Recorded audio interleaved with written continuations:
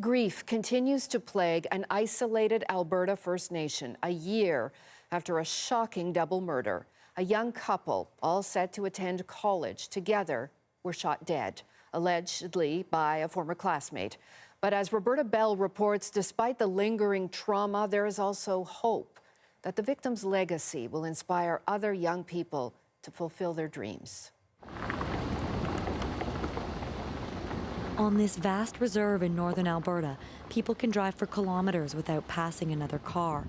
It's remote, so remote that no one reported hearing the gunshots that killed teenage sweethearts Dylan Labucan and Corey Gray.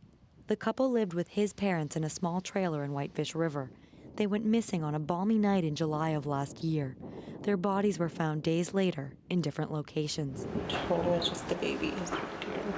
Labucan's family still lives in the trailer. I feel like a big void in my life, in my heart. It is still hard. I'm not going to say it's easy. After all, this is your kid. Labucan and Gray had planned on going to college, something rare for kids in this community. Gray was the only female to graduate 2 years ago, and Labucan was the only graduate last year. Their legacy will keep moving forward in our communities. These kids were role models in this community, and their deaths have left people devastated. Even more shattering is that a close friend and neighbor has been charged with their murder. And the little kids come see it though, and they know who they are. Inside the school, it's clear that Labucan and Gray stood out. A scholarship in their name is in the works. His basketball number has been retired. Her volleyball number will be at a special tournament in the fall. They were our top athletes, which these kids would look up to. And yeah, we noticed they're not there. Sorry. Terry Lynn Auger helps organize sports in the community. Auger says youth are stepping up in their place.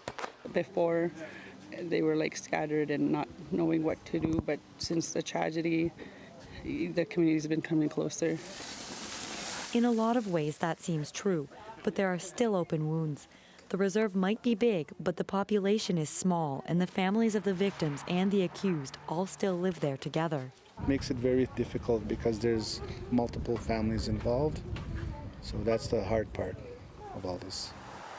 The community is carrying on, continuing to mourn the teens.